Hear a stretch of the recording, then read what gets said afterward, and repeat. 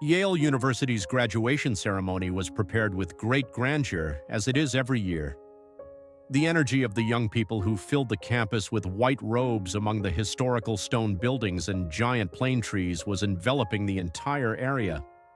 However, this year, the ceremony was followed with curiosity not only by the graduates or their families, but by the entire country. Because the guest speaker was one of the most controversial figures in America, Donald J. Trump. This decision was announced months in advance and had repercussions on campus. Some students protested this decision and some faculty members called for a boycott of the speech. Banners reading, "Yale will not remain silent," spread on social media, and many students openly announced that they would chant slogans on graduation day. The university administration stated the following in its statement: "Freedom of thought exists especially for unpopular ideas." This sentence alone had started a debate. Now everyone was only wondering, what would Trump say and what would the hall do?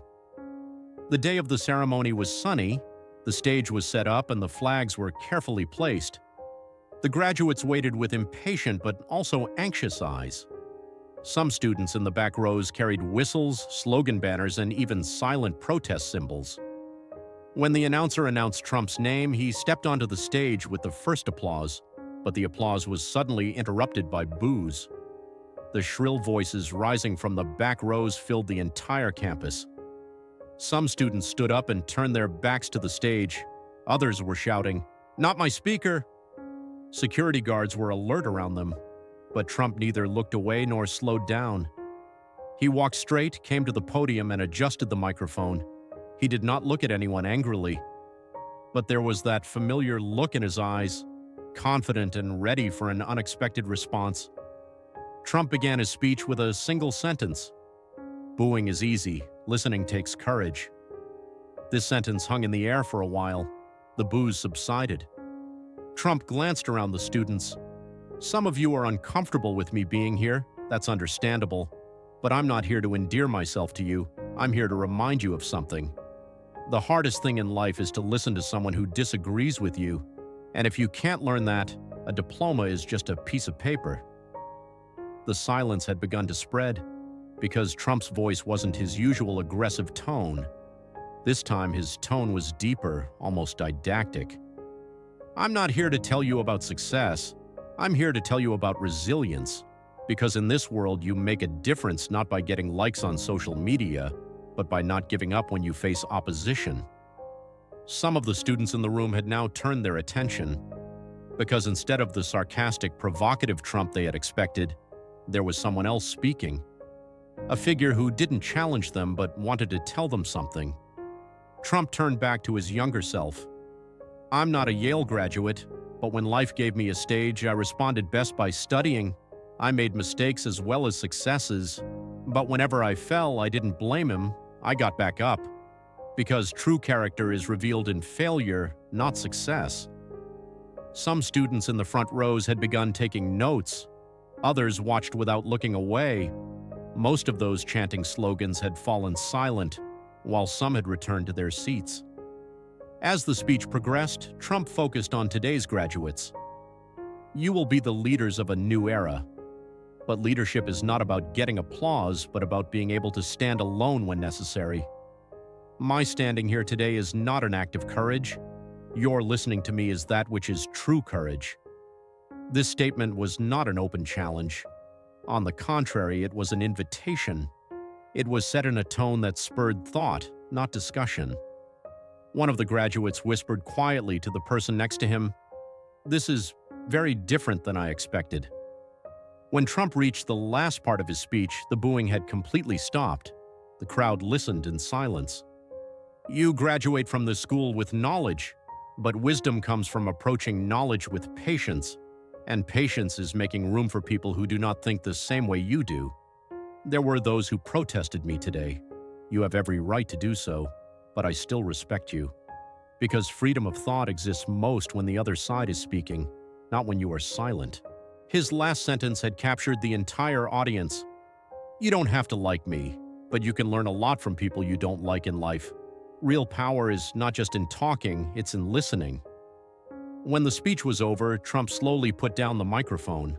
The applause was scattered at first, then it grew. Some stood up. Some students were still silent, but none of them booed, because ignoring what he said was harder than trying to understand him. That day, when Trump stepped down from the podium, it wasn't just security guards who greeted him, but also a group of bewildered faculty members and a group of alumni who had fallen silent. Some still hadn't changed their minds, but that speech had changed something. The opposition hadn't dulled, a question had arisen in minds, and that question was the backbone of every powerful speech. Was something he had to let go of. Donald Trump's speech at Yale commencement was not one to be forgotten the moment it ended. The words that echoed in the hall took on a much greater meaning when they were released. The first video was uploaded to YouTube with the title "Trump Booed," but within hours, another video emerged. "Trump silenced. Here's the full speech." Social media was awash with contradictions. While some still argued that his presence was a provocation, others pointed to the content of the speech. "For the first time, I've seen a man actually give a lecture on that podium," one comment read. "For the first time in my life, I watched a speech and rethought the ideas I defend." But it wasn't just the outside world. Yale itself was also in turmoil. Students who had never spoken before were texting each other. Meetings were being organized and conversations were taking place in every corner of the campus. Was it really that bad?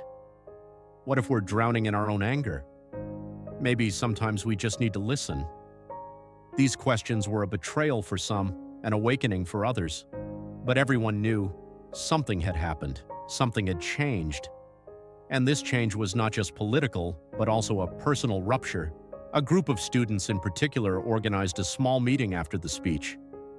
At first, the aim was to rekindle the anger felt for Trump being there. However, as the meeting progressed, the voices softened. One student stood up and quietly said, "I had also turned my back." But as I heard his sentences, something else happened inside me. No one was angry at me. No one was forcing me to listen. Someone was just telling me. And at that moment, I realized that I have been shouting for years, but I am not listening to anyone. There was silence in the hall, because everyone had found themselves a little in that sentence. On the other hand, the media was agitated. Some news channels only served the first few minutes of Trump's speech. Booing, students turning their backs, slogans heard in the background. But immediately afterwards, alternative media platforms released the recording of the entire speech. The parts where the booing decreased in the middle of the speech, where some students sat down and paid attention, began to be emphasized in particular. This time, it wasn't just Trump who was being analyzed, but also the students. Look at how that girl turned her back and then started listening. That kid is taking notes, his face is astonished. The speech was no longer just a speech, but was being watched as a social experiment. Yale administration made a short but clear statement to the press. The words of our guest speaker created an intellectual interaction on campus.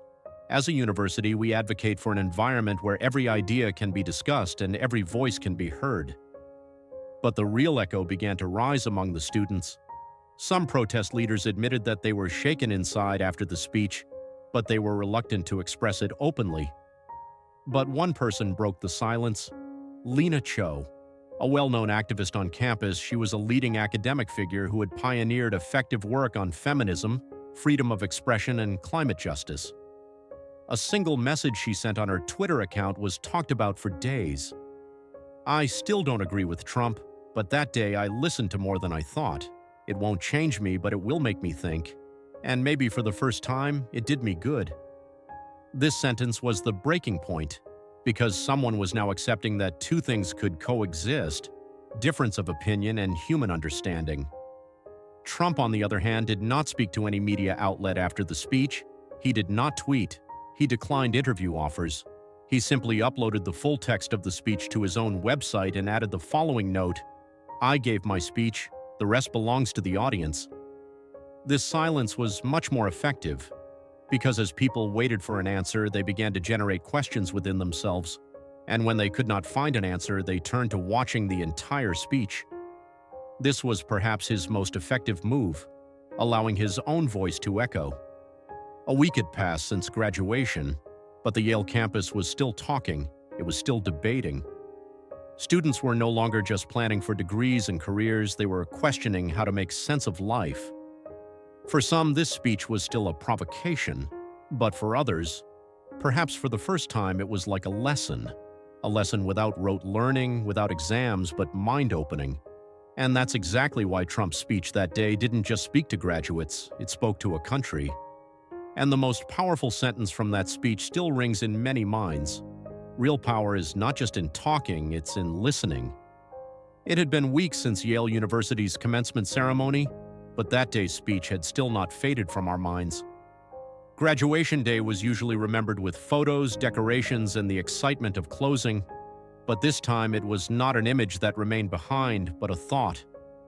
As graduates bid farewell to their families, some returned home and some started their new jobs. What Donald Trump said on that podium was carried with them.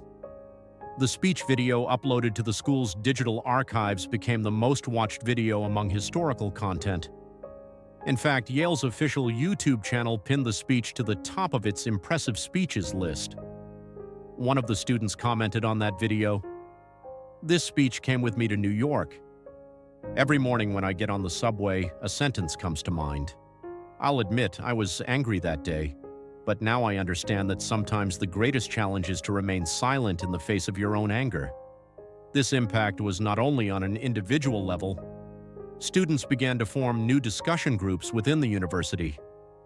A club called Not War with Ideas, Dialogue with Ideas was established. A platform was created where two opposing students came together and tried to talk once a week, listening to, understand each other, not to change each other. One of the students who took the podium at the club's first event said the following words, "We have been preparing to talk for years, but we have not been prepared to listen." Perhaps what Trump did that day was to teach us the lesson we lack the most, the courage to listen. This sentence was met with applause, because now the confession of change was not seen as a weakness, but as an awareness, and awareness was the first step towards transformation. On the Trump side, silence continued. No special statement had been made about that day, no additional comments had been made to the journalists. Only that speech, only his appearance on that podium, those words themselves. This stance had an unusual effect, especially among young people. Because in the noise of the digital age, silence was perceived not as a deficiency but as a state of alertness. "If he speaks again, I will listen again," said one of the young people, because the echo of what he said changed things even without screaming. Some newspapers began using Trump's speech as an example. The Atlantic ran a headline, "An unforgettable encounter on a graduation podium. Trump's speech opened the door to emotional confrontations." The New York Times took a different approach. Did those who heard the speech change? Number, but they started thinking. Despite these different interpretations, there was a common ground. That speech was thought-provoking, not destructive, outside of traditional Trump rhetoric. And in this respect, it had a deeper, longer-lasting impact. That summer, a small but effective tradition began among Yale graduates. Graduating students would share a single sentence on their social media accounts. The sentence began with the words, "The sentence that came with me," and then quote a line from that speech that had left a mark on them. The hashtags #AYale 2025 Shocker Gertzek Dares were added under these posts. Some wrote, "True character is revealed in failure, not success." Another, "It's easy to shout at those who don't listen, but it's hard to thank those who try to understand me." And another, "Learning from someone you don't like is the most profound form of growth." As these posts resonated on social media, the impact of the speech began to reach new students. Now not only those who were there, but also students who later came to Yale were watching. Watching this video had become a tradition, and each person who watched it found something new. Because far from being a defense of a single political figure, the speech had become a symbol of human confrontation. A few months later, a reporter asked Trump about the speech once more. "Mr. Trump, your Yale speech had an unexpected resonance. Were you surprised by this?" Trump didn't answer, but in response, he handed the reporter a piece of paper. On it was written this sentence: "The best speeches leave questions, not answers." This single line showed how he approached this story. Because what happened on the Yale campus that day was not just a boo or a speech, it was a moment when we confronted our own anger, beliefs, and prejudices, when thinking gained new value. Perhaps most importantly, graduation speeches are usually written for that day and remain in that hall. But this speech began on that podium but did not end there. It walked with the graduates, multiplied in silence, and left its mark with its echo. And perhaps that is why the graduates closed that year with this statement: "This year we did not just receive our diplomas, we learned another lesson, a lesson that has no end."